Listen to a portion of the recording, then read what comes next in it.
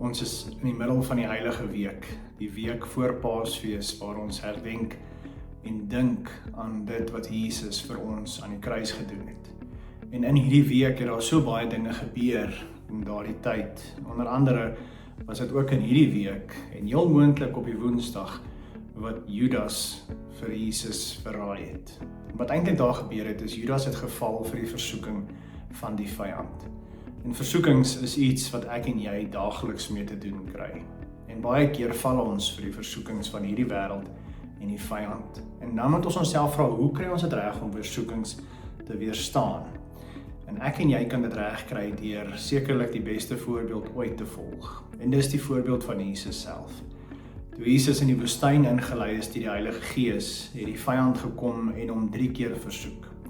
Eers het hy hom versoek met fisiese versoeking, om te sê, hier is 'n klip, maak dit brood, sodat jy nie meer honger hoef te wees nie. Die tweede versoeking het gekom en hy het vir hom na 'n hoë plek toe gevat en vir hom gesê, sien jy al die koninkryke? Ek sal dit vir jou gee, as jy my net aanbid. En die laaste versoeking het hy hom na die tempel toe geneem en vir hom gesê, as jy hier afspring, kan jy mos net die engele opdrag gee om jou te vang, want daar staan mos geskrywe. En elke keer het Jesus hom geantwoord. Die eerste 2 keer gesê, daar staan geskrywe, en dan het hy teks aangehaal om dit wat die vyand sê, teen te spreek. En die laaste keer, toe hy daar op die tempel se toring staan, en die vyand wou gehad dat hy moet afspring, het Jesus vir hom gesê, ons gaan nie God toets nie. Ons gaan in God vertrou, is wat Jesus eintlik daar sê. So vir jou en my is daar 3 dinge wat ons hieruit kan leer. Die eerste ding is, om versoekings te weerstaan, moet ons besef dat die Gees by ons is.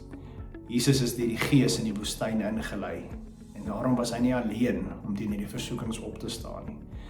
Die tweede ding is, dat ek en jy die woord van God moet ken.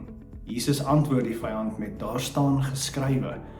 Hy het die skrif geken. As ek en jy die skrif ken en uitleef, dan sal ons makliker kan opstaan teen die versoekings van ons tyd. En die derde ding is, ons moet in God vertrou.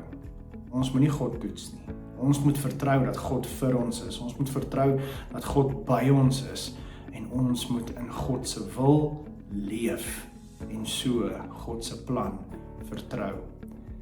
Mag jy hierdie week wat voorlê 'n geseënde Heilige Week en ook Paasfees hê, en mag jy sommer net weer opnuut besef dat die Heilige Gees by jou is. Mag jy 'n nuwe honger vir sy woord kry, en mag jy altyd vertrou dat God goed is en dat God by jou is.